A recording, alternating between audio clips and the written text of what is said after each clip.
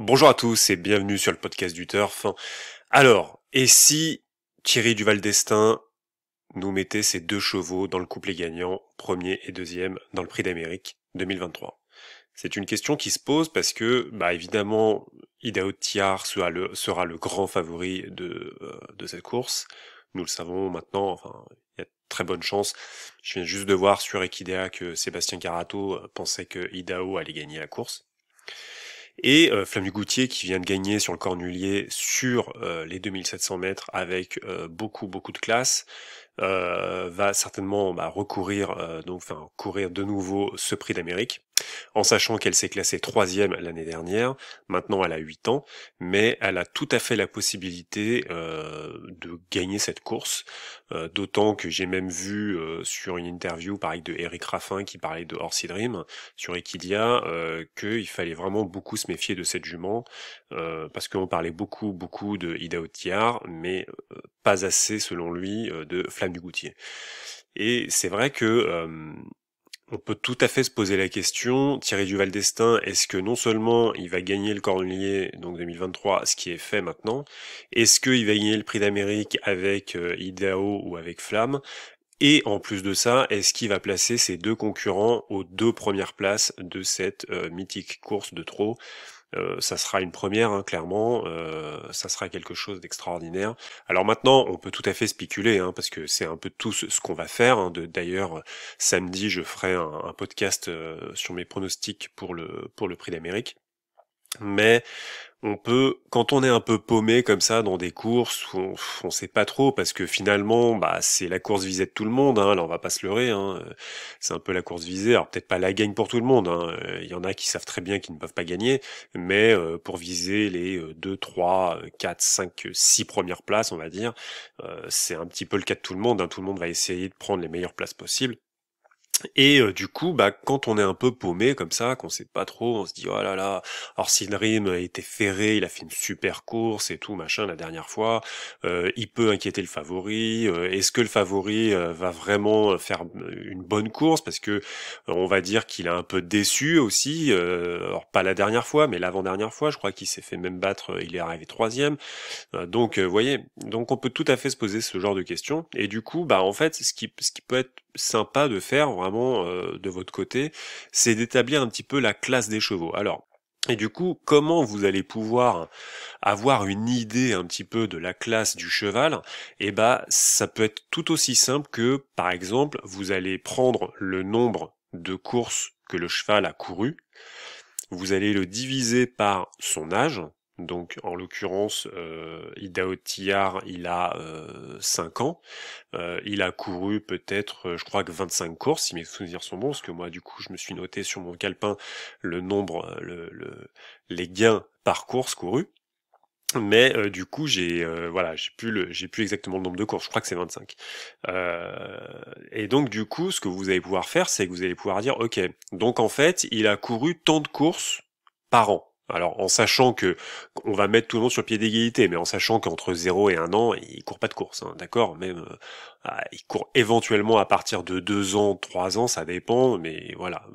Mais grosso modo, on va mettre tout le monde sur le même pied d'égalité. On va diviser juste par l'âge. Donc on va se dire, ok, donc il a gagné, même pas il a gagné, hein, c'est juste il a 5 ans, il a couru tant de courses, donc ça lui fait à peu près tant de courses par an, ok. Et ensuite vous allez prendre les gains de ce cheval, mais pas les gains à la gagne, hein, vous allez prendre les gains totaux en fait, hein, tout ce qu'il a gagné en argent, et vous allez le diviser par cette moyenne de courses par an. Donc ce qu'on obtient, c'est que à 5 ans, Idaho Tiar a gagné donc environ 174 000 euros par course, grosso modo. Voilà. Ce qu'on regarde aussi, c'est que étonnant, donc à 9 ans, il a gagné 174 000 euros par course aussi. Donc déjà, on voit quand même déjà qu'il y a une différence entre un étonnant qui a 9 ans, qui a gagné à peu près 173 000 euros par course. Hein. Là, que ça soit à la gagne, à la place, tout ce que vous voulez. Hein. C'est-à-dire vraiment, c'est que le cheval il arrive sixième, qu'il arrive premier, deuxième, troisième, on s'en fiche. Et du coup, ce qu'on voit, c'est que on voit que déjà au même âge, enfin même pas au même âge, mais au même gain, Idaho Tiar a déjà gagné autant par course qu'un étonnant qu'à 9 ans. Idaho Tiar, lui, qu'est-ce qu'il va faire? Il a encore plein de courses devant lui, certainement. Est-ce qu'il va courir jusqu'à 9 ans comme étonnant? Ça, c'est pas sûr du tout, hein, parce qu'il y a des carrières qui s'arrêtent, hein, vous le savez, hein. Celle de FaceTime Bourbon, Ridley Express, pareil. Et après, ils ont eu des problèmes de santé, donc, au bout d'un moment, ça s'arrête, hein, c'est normal.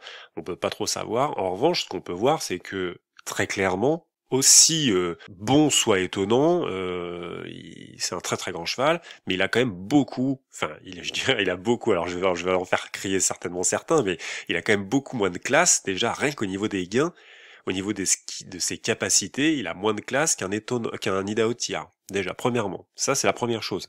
C'est juste factuel, hein. C'est pas, il s'agit pas de mettre de l'émotion dedans, hein. Il s'agit pas de dire, ah bah oui, mais étonnant, c'est un super cheval, comment tu peux dire ça, machin, il éclate Idaho Tiar, tout ce que tu veux. Non, non, c'est juste factuel. C'est le nombre de gains par le nombre de courses moyennes qu'il fait. C'est tout simplement, voilà. Ce qu'on regarde aussi, c'est que par exemple, une Delia du Pomereux, elle a 10 ans, et en moyenne, par course, courue, elle a gagné à peu près 184 000 euros. Donc déjà, elle a plus de, entre guillemets, elle a plus de classe qu'un étonnant déjà. Et du coup, alors on peut pas dire qu'elle ait plus de classe qu'un Idaho Tiar, puisque Idaho Tiar a quand même 5 ans de moins. Donc Idaho, il va prendre encore plus de gains par course, ça va certainement venir. Donc on va dire, même admettons accident de parcours, Idaho Tiar ne fait plus de course dans 2 ans, il aura quand même pris des gains entre-temps. Sauf accident évidemment, hein, sauf problème de santé qui va l'empêcher, qui va mettre fin à sa carrière.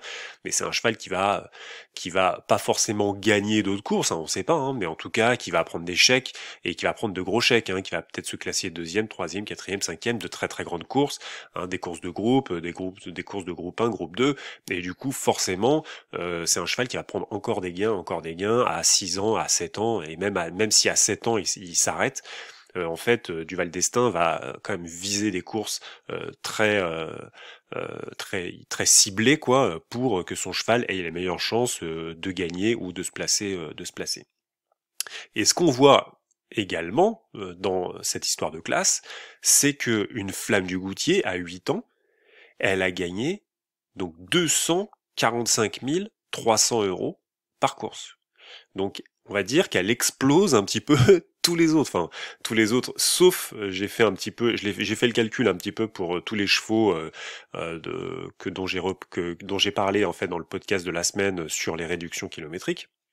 Mais là, ce qu'on voit, c'est que, par exemple, un Vivid Waisas, en France, sur 30 courses en France, lui, je crois, il a 9 ans, hein, Vivid Waisas, il a gagné quasiment 480 000 euros par course couru en France, hein, parce que en fait moi je me base sur le site de Parsifree, donc en fait Parsifree ne prend en compte que les courses françaises. En revanche, si vous allez sur genie.com, on voit que Vivid Waisas a couru beaucoup plus de courses, hein, et du coup, sur la totalité du nombre de courses qu'il a couru en Italie et en France, il a gagné à peu près 316 000 euros par course, au lieu de 480 000 en France. Mais évidemment, les allocations en Italie et tout, c'est pas la même chose qu'en France, donc c'est pas pareil.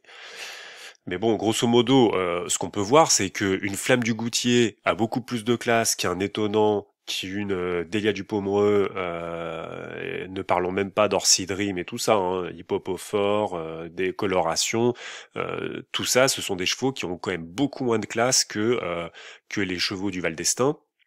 Et donc, on peut tout à fait se poser la question, sur leur qualité pure intrinsèque, ce sont des chevaux qui peuvent tout à fait avoir le couplet gagnant du Prix d'Amérique. Évidemment, ça c'est de la spéculation, on est bien d'accord, hein. On n'est pas là, je suis pas Madame Soleil, je suis pas en train de dire ce qui va se passer.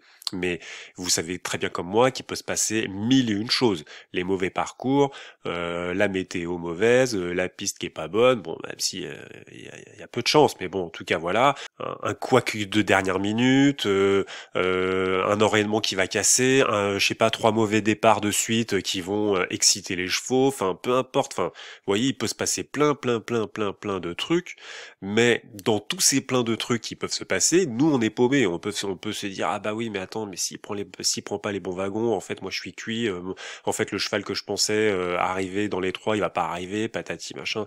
Et en fait simplement, vous voyez, en vous basant sur des faits, hein, juste sur des faits, donc comme les réductions kilométriques dont je vous ai parlé donc mardi, et là maintenant la classe des chevaux sur leur gain pur, parce que bah ce sont tous des chevaux qui peuvent se placer, on est bien d'accord, hein, qui peuvent aller dans les 5. Donc vous voyez, c'est un bon moyen d'essayer de vous éclaircir un petit peu l'esprit, parce que bah par exemple quand on voit qu'un Orsi Dream à 6 ans il a gagné même pas 100 000 euros par course, alors qu'un Iddao Tillard à 5 ans il a fait 174 000 euros, bah on se dit quand même que même si Orsi Dream sera certainement le second favori de cette course, il y a de bonnes chances.